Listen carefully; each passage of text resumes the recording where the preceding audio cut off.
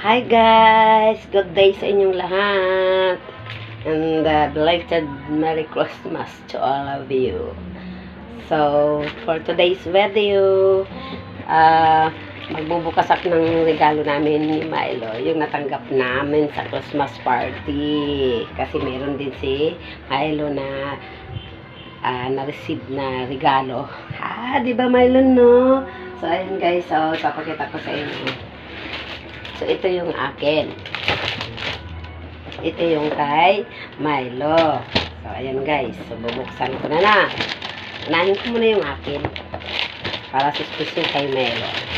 Ayan guys. Bubuksan ko na. Papakita ko lang sa inyo kung ano yung aking receipt. Actually, alam ko na yung aking nabuksan. Pero papakita ko lang sa inyo guys. Ayan guys. Ayan ng plastic. Ayan. Ayan guys, ang nakuha ko. So, meron na akong panghanda sa New Year o spaghetti at saka sauce. So, diba guys? Ayan ang aking nabunot. So, ito naman yung kay Milo.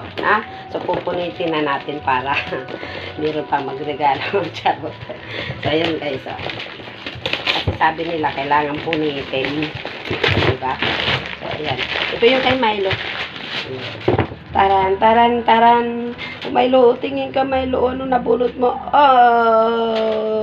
Ayan guys. Ito yung nabunot ni Milo.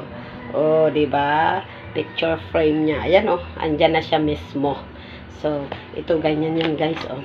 Ayan. Ay, wala no. Oh my God.